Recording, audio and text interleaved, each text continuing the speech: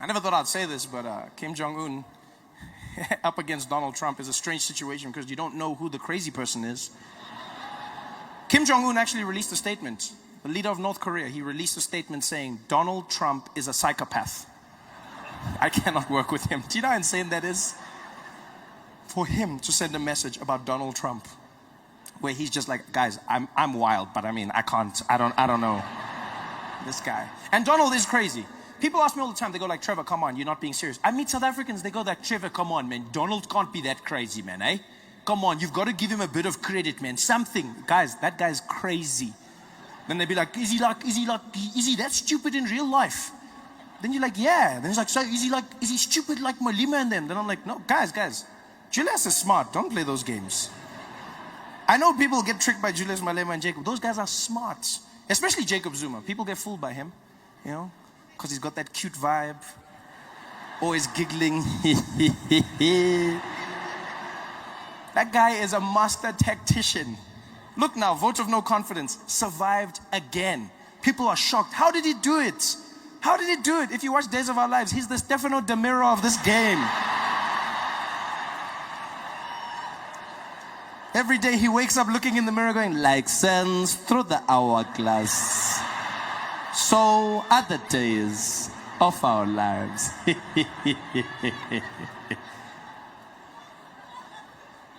And a lot of people make that mistake. I've realized a lot of people make that mistake. You think our politicians are stupid. Maybe it's because of how they speak. Maybe it's because of how they sound. You know, Jacob Zuma's smart. Jacob Zuma was the head of intelligence for the ANC during the struggle. Jacob Zuma started the chess team on Robben Island. A lot of people don't know that. He started the chess team. Yeah, that's why he's so good with moving the cabinet around. He's busy, yeah, Pravin like that because he's a horse. Check. Donald Trump is not like that. One thing I'll say about Jacob Zuma, catch him in a corner, ask him anything about policy, that guy will rattle it off. He may not know how to read, but he knows what he's talking about. Donald Trump has no clue about any policy whatsoever. He knows nothing about geopolitics. He knows nothing about his healthcare. Every time Donald Trump answers a question, you know he doesn't know the answer because he answers it like he's a contestant in one of his own beauty pageants. That's how he answers it. Every time you see Donald Trump on TV, you can see he's making it up as he's going along. They'll be like, Mr. President, can you tell us about your healthcare rollout and how pre-existing conditions are going to be covered? I know. We're going to have so much coverage, folks. The best coverage. All the coverage. I'm going to get it. All of it. It's going to be so good. Great. Some people even say the best. But how is it going to work? It's going to work. It's just going to work, folks. It's going to work. It's going to be done. I'm going to do it. It's going to be done.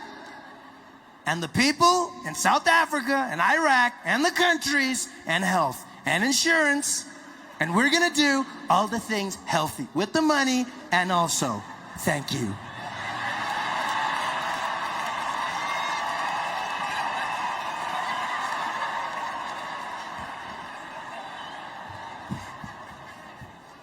Donald Trump is losing his mind, saying the craziest things. We're going to build a wall. And Mexico's gonna pay for it. I love how Mexico's like, we ain't paying for shit, man. We might build your wall, but we ain't paying for it, man. Stupid. Donald Trump's just doing his own thing. Everything seems to be going wrong for him. Now he's getting ready to start a war, launch a nuclear weapon. North Korea, they will know. Fire and fury. Fury and fire. Fast and furious. Tokyo Drift. Like no one's ever seen. This guy's gonna blow up the world, people. He's not having a good time. So I correct people all the time. I go, look, man, say what you want about Jacob Zuma. He knows his policy. Yeah, doesn't mean he's getting things right. Doesn't mean he's doing the correct things, but he knows his policy. You can't say they're the same, you know? And say what you want about Jacob Zuma, but he knows how to handle his ladies. Yeah, he doesn't have any problems there. Donald Trump, walking around in public, his wife smacking his hand away. Pa! In public. Do you know how embarrassing that was? Donald Trump was there, trying to hold Melania's hand. She just slapped it away. He tried to grab it and she, pa! And then the second time, he tried to grab it and she just did like a little thing. And everyone was like, are they okay? Are they fighting? I was like, yeah, of course they're fighting. They're having a horrible time. Completely horrible time. And you don't even need to see the video of the hands to know that they're having a bad time. I've had a theory for a long time that Donald Trump and his wife are not in a happy relationship. And I don't want to start any rumors, but I've noticed this. You know, I've noticed it in their speeches. Every time Donald Trump or Melania speak, it seems like they're throwing shade at each other. They're giving a speech, but they're actually talking trash about the spouse. Every time, all you have to do is listen to the subtext of what they're saying. For instance, Melania Trump came out. She made a speech about her platform as First Lady. In America, every First Lady gets to choose what their dream job is going to be, what they're going to be doing to help the country. Michelle Obama says she's going to help kids get healthy meals and work out. Melania Trump came out, and what did she choose? She came out, no one forced her, and she was like, as First Lady, I believe we need to fight against the cyberbullying. All of the people on the Twitter who are saying the bad things, we need to stop them. We need to make sure that they cannot carry on what they're doing. I was like, do you know your husband, lady? And now I realize she was doing it on purpose. They were having a fight. Yeah.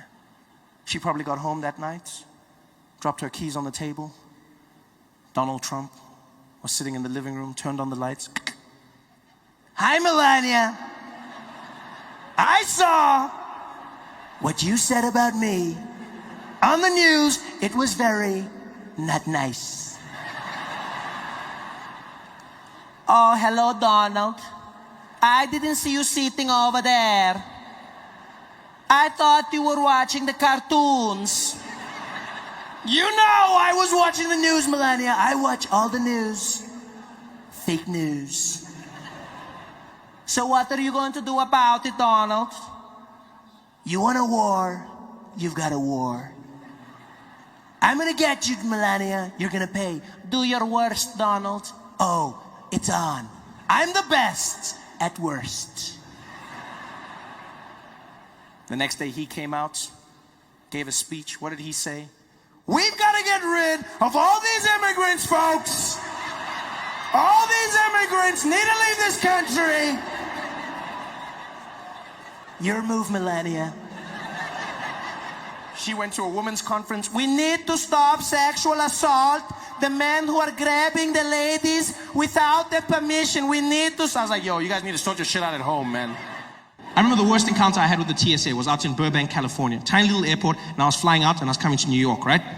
And so I'm in Burbank Airport and I go through security, and then for some reason I was beeping. I don't know why. I walk to the metal detector and I'll beep. Go out, beep. Go out, beep. Go out. And every time I have to take something off, I gotta beep. And the agent, he's just losing it. The whole time he's like, take that off, take it off. And I'm going like, beep, beep, beep, beep. He's like, take that off, take it off. And I come back, he's like, take that off. He's getting more and more angry. I'm basically naked right now and he's losing it. Like I felt like an underperforming stripper. It was horrible. He's just like, And finally he's like, you know what, just get out here. So I walk to the side, he's like, go ahead and put your hands up. I put my arms up. And he whipped out a little personal metal detector. Yeah, it looks like a midget sword, right? But they call it the wand. That's what they call it, the wand. And so he whips that out. Yeah, because that $100,000 machine, that's play. Shit just got real. And so he looks at me and says, go ahead and stick your hands up, sir, and just keep them right there. So I put my arms up and he scans me. He's like,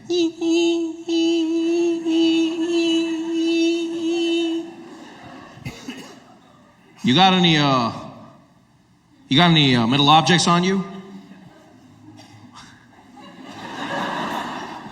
I'm like, well, then what was that for? If you were gonna ask me anyway, then what was this? A foreplay to my honesty? What is this? Why? And then, as if he can't do this right, he calls for backup. He goes, I'm gonna need you wait. Can we get Velasquez to gate 10, please? Velasquez to gate 10. And he calls for a man by the name Velasquez. who I'm assuming was the best wonder that they had. Because he wasn't even on the floor.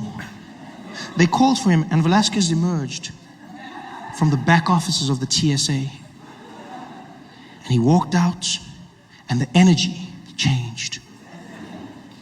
People bowed their heads as he walked past. Everyone gave him a little nod. You could see he was special, and he didn't look like it. He didn't look like much. You know, Velasquez was a little Mexican man, very long mustache, big chest, and he was very short, really, really short guy. But he didn't feel short. Like, he looked short, but he didn't feel short. Do you know what I mean? Like he had this thing. You know those short people that are so confident, it looks like they just chose to grow low. He had that energy. And so Velasquez walks down towards where I'm standing with my agent. My guy tries to apologize, says, I don't know what's going on. I silenced him with one move of his hand. He's like, no, I go. And he stepped up, he looked me in the eye, and he's like, sir, you got to stand for silence, for that, okay? Don't touch nothing on the movie, okay? None of that. And I didn't know what he was saying. But I knew what he meant. And so I stood there, I raised my arms. And as I did, he whipped out his wand.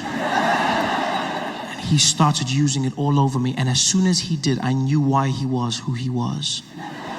It was the most magical thing I've ever come across in my life. The way he wielded that wand was unlike anything I've ever experienced. I felt like I was being blessed. I just stood there with my head down as he went all over me, just blessing me with his power. It was something special. It was like a force and energy. It's all, like on the outside, you still heard that beeping. It was like, ee, but in my head, I heard a lightsaber. That's what I heard. I heard like, it was like,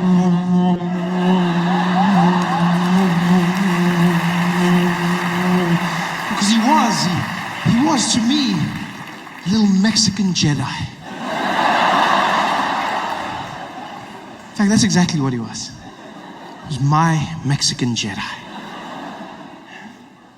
Which, by the way, I feel would be a welcome addition to the Star Wars franchise. No, I'm a big fan. I'm a huge fan of Star Wars. I love Star Wars. I was super excited when I found out they'd be making another one. I was losing my mind. I went back and watched all the movies, and I came to realize that there's no Mexican Jedis, not even one. There's no Mexican Jedis. Which is weird. Because when you look at it, technically speaking, Star Wars is a vision of America in a distant future. So, surely it would be safe to say, judging by the current trajectory of Mexican people in America, I'm sure it would be safe to say that by that time, in a galaxy far, far away, there would be at least one. Just one Mexican Jedi.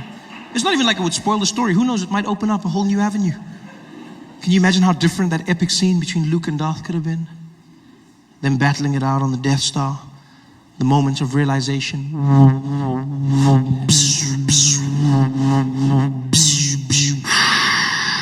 Luke. What do you want, you evil man? Luke. What do you want from me? No. Luke, man. Luke.